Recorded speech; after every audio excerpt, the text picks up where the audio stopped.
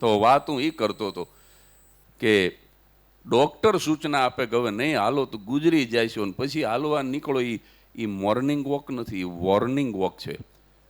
પણ શરીર મમરાની ગુણી જેવા થઈ ગયા હોય, લુગડામાં હમાતા ન હોય,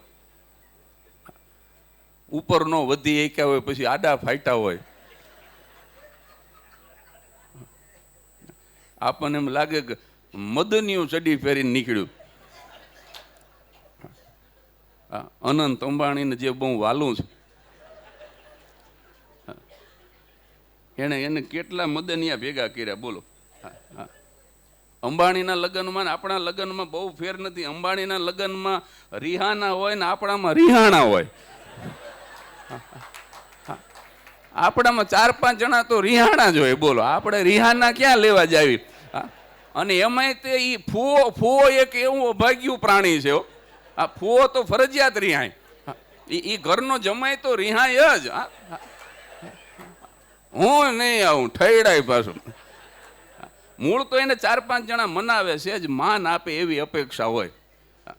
કારણ કે જગત માન આપે એવું કાંઈ ન કર્યું હોય ને, પછી આવા માન લેવા માટે થઈને હવાતિયા મારે સાહેબ.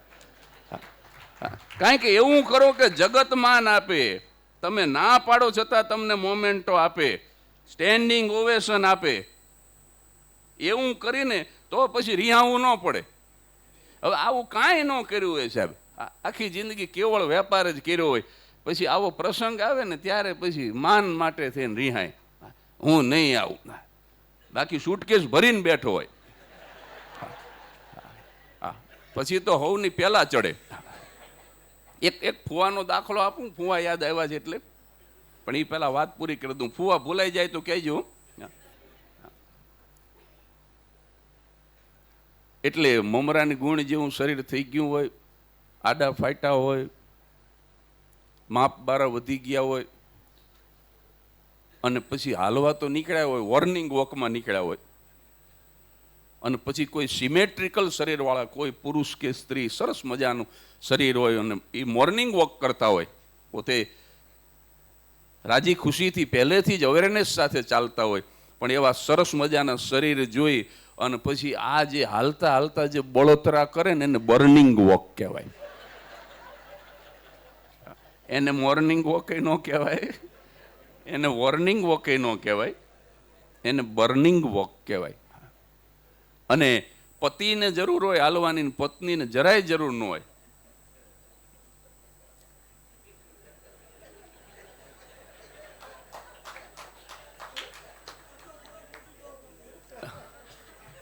અને છતાંય પતિને રાજી રાખવા બિચારી હાલતી હોય, અથવા તો પત્નીને જરૂર હોય ને પતિને જરાય જરૂર ન હોય, પણ છતાં પત્નીને રાજી રાખવા માટે થઈને અને પુરુષ હાલતો હોય, આવી ભાવનાથી જે વોકિંગ થાય એને ડાર્લિંગ વોક કહેવાય. અને છેલ્લું વોક તો આપણે આમાંથી કોઈ નથી કરતા, પણ છતાં કહી દઉં કે કોઈક હારું પાત્ર ભાળી અને પછી આમ તમે રસ્તો બદલીને એ બાજુ હાલવા માંડો ને, ટર્નિંગ વોક કહેવાય. હમણાં એક કાકા હેર કટિંગ સલૂનમાં ગયા, વાણંદે પૂછ્યું કાકા કેવડા વાળ રાખું, તો કે તારા કાકીના હાથમાં ન આવે એવડા કરી. જોકે માથે ટાલ પડી ગયા પછી એ ચિંતા નહીં, ઘરવાળી ગમે એટલી કદાચ ગુસ્સો કરે તો એ વાળ તો ખેંચી જ ન શકે, કારણ કે હોય તો ખેંચે ને. પણ કહેવાનો મારો અર્થ એ છે, આ ફુવાને આપણે યાદ કર્યા છે એટલે વચ્ચે હું લઈ લઉં, વાત બીજી કરવાની છે પણ ફુવા અચાનક યાદ આવી ગયા. હા, અંબાણી બહુ આમ સાદાઈથી લગ્ન કરે ને તો એ પછી એની મહાનતા કહેવાય કે સાદાઈથી લગ્ન કર્યા. ને આપણે જો એવી સાદાઈ કરી તો કે પાર્ટી પતી ગઈ, એટલે આપણે તો પાર્ટી પતી ગઈ એવું નહીં દેખાડવા માટે ફટાકડા ફોડવા પડે બોલો. નહીં તો આપણને ન ગમતું હોય, પણ હા તોય એક ફુવા એવા હતા અકોણા, 75 વર્ષની ઉંમર, કોઈનું માને નહીં. અને બન્યું એવું કે જાનમાં જવા માટે સજી ધજીને તૈયાર, બીજા દિવસે સવારે જાનની બસ ઉપડે એટલે સૌથી પહેલા ફુવા કે આપણે ચડી જવું. અને એમાં રાત્રે 12 વાગે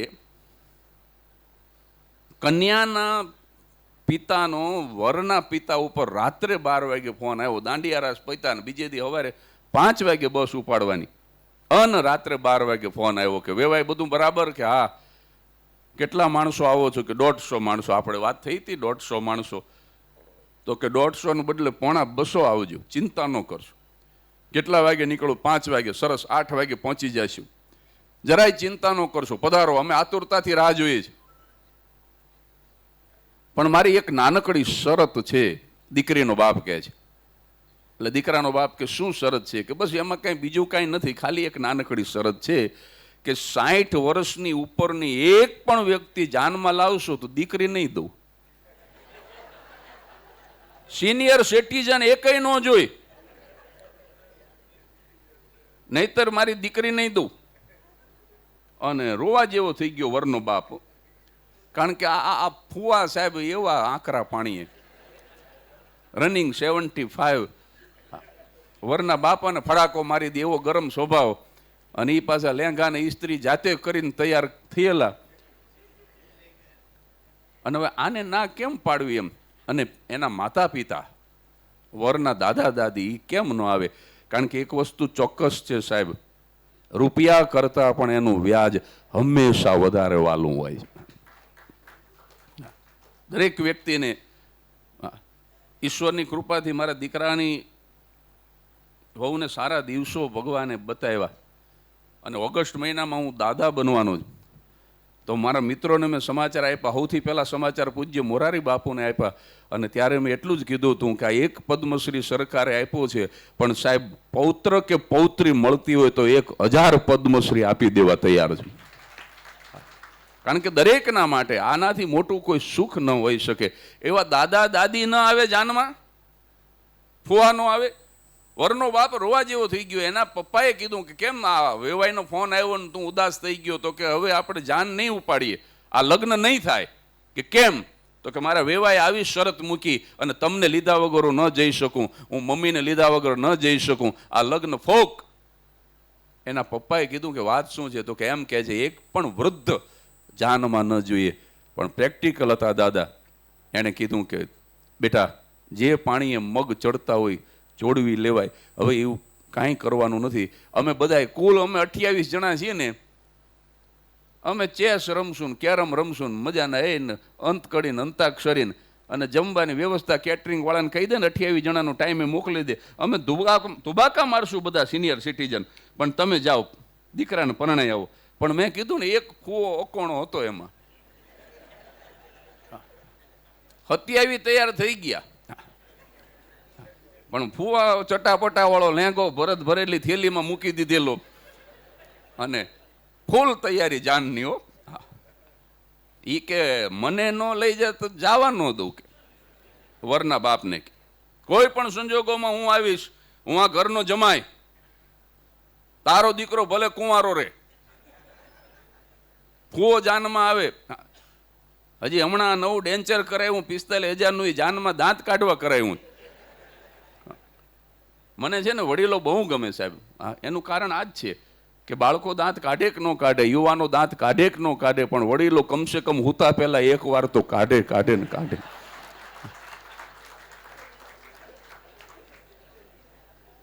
ફુવાએ બહુ આગ્રહ કર્યો કે મને લઈ જ જાઓ, નહીતર હું આ જાનની બસ નહીં ઉપાડવા દઉં.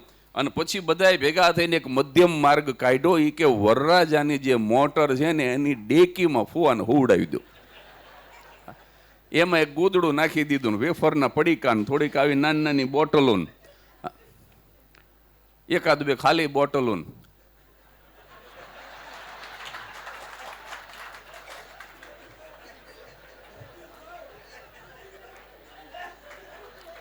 આ તમે પકડી લ્યો છો એની મજા છે, બાકી આમાં કઈ.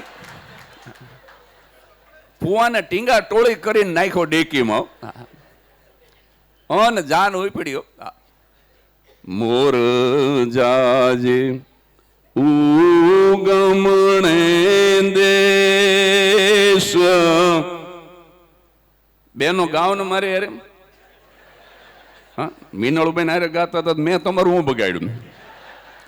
ને મોર જાજે આથમણે દે ને વર તું જાજે રે વેવાયું ને માંડવે હું રાજ. જાનડિયું મીંડી ગીત ગાવાનું અન જાન ઉપડી ફુવાને નાખ્યા ડેકીમાં, વેવાઈના માંડવે પહોંચી ગયા અને જે ભવ્ય સ્વાગત કર્યું છે વેવાઈએ સાહેબ, ભવ્ય સ્વાગત કર્યું. નાસ્તા પાણી પતી ગયા પછી કે હવે કપડાં બદલીને બસ હવે માંડવે લઈ આવો વરરાજાને. એટલે આપણે ઝડપથી બધું ચાલુ કરી નાખી. બધું ઓલરાઈટ છે ને? હા કે બધું ઓલરાઈટ છે, કાંઈ નાસ્તામાં કાંઈ સ્વાગતમાં કોઈ પ્રકારની ખામી કે નહીં? બિલકુલ નહીં. વરનો બાપ કે અમે બહુ સંતુષ્ટ છીએ તમારી મહેમાન ગતિથી. બસ બસ તો પછી હવે બધાય કપડાં બદલી નાખો, ઉતારે પહોંચી જાઓ અને વરરાજાને જટ લઈને આવો. અમારી દીકરીએ તે પરણવા માટે થનગને છે, પણ એક નાનકડી શરત છે. વરના બાપને નાસ્તો બહાર નીકળે એવું થઈ ગયો. એ કે અત્યારે 7:30 વાગે, હવે શું શરત છે ભાઈ? હવે તમે કીધું કે કોઈ વડીલને ન લાવશો, એક પણ વડીલ નથી આવ્યો 60+, જોઈ લો. હવે અત્યારે અડધી કલાકની વાર છે અમારે માંડવે આવવાની, અને હવે શું શરત? દીકરીનો બાપ કે એમ ઉગ્ર ન થઈ જાવ, એ ભાઈ તમે તો મારા મોટા ભાઈ જેવા છો. આ એક નાનકડી શરત છે દીકરીના બાપ તરીકે, બસ એ એક પૂરી કરો, બીજું કાંઈ નથી કરવાનું. એ કે ઝડપથી બોલો. તો કે આ ખળખળ જે નદી, ત્યાં બરાબર નદી સરસ વહેતી હતી, ડુંગરથી દડતી ઘાટ ઉતરતી, ચડતી પડતી આખડતી, આવે ઉછળતી જરા ન ડરતી, એ હરતી ફરતી મધ ઝરતી, કિલકારા કરતી ડગલા ભરતી જાય ગરજતી, જોરાળી હિરણ હલકાળી, જોબનવાળી નદી રૂપાળી, નખરાળી માં નદી રૂપાળી નખરાળી. એવી સરસ મજાની એક નખરાળી નદી રૂપાળી આમ ખળખળ વહેતી હતી. અને દીકરીના બાપે કીધું કે બીજું કાંઈ નથી કરવાનું, હાવ નાનકડી વિનંતી છે, આ જે પાણીની નદી વહે છે એને દૂધથી ભરી દો એટલે દીકરી દઈ દેવી.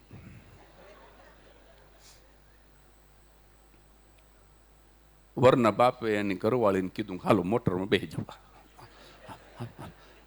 અને વરરાજાને કે હવે આ મેલી જોઈણી પહેરી ભલે પહેરી, હવે નવી પહેરતો નહીં, હાલો હાલો બેસી જાઓ, બધા બેસી જાઓ.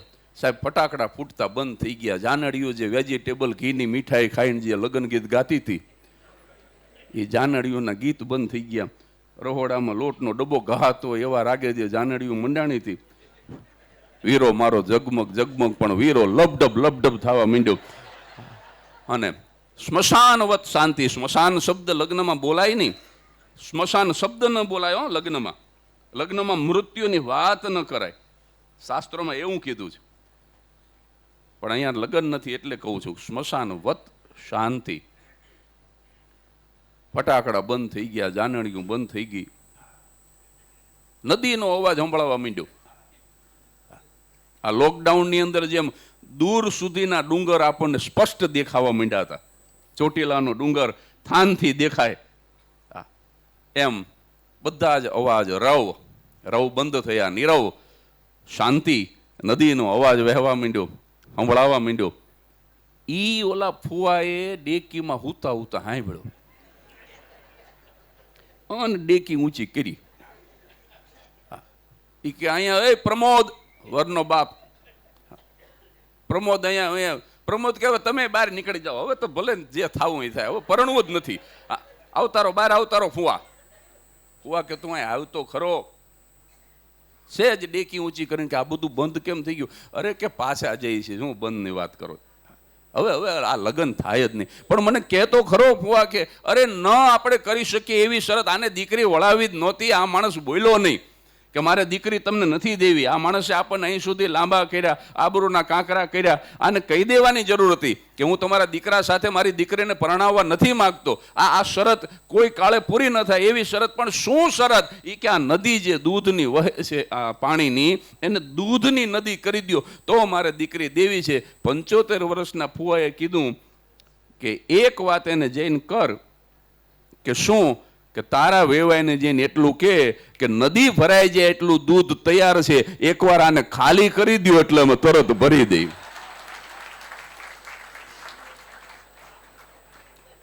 અને પ્રમોદરાયે જઈને વિનોદરાયને કીધું, ક્યાંય ગયો વેવાય કે અહીંયા હાજર થા. અને વિનોદરાય એવા એ કે ભાઈ તમારી શરત મંજૂર છે. શું વાત કરો છો? કે હા, દૂધની નદી આપવી છે. તો કે ભરી દ્યો. અમારી પાસે એક નદી ભરી શકાય એટલું નદી ભરીને દૂધ તૈયાર અમે લઈને આવ્યા છીએ, પણ આ પાણી ભરેલું છે એ તમે ખાલી કરો એટલે તત્કાળ અમે દૂધની ભરી દઈ. અને આમ જ્યાં પ્રમોદરાય વિનોદરાયને કીધું, હવે વાતને પકડજો સાહેબ, અહીંયા ક્લાઇમેક્સ છે આખી વાતનો. વિનોદરાય ને પ્રમોદરાય આમ કીધું ને વિનોદરાય હરખમાં પ્રમોદરાયનો હાથ પકડીને કીધું, હાવ સાચું કહેજો, જાનમાં એકાદ વૃદ્ધ આવ્યો હોવો જોઈએ.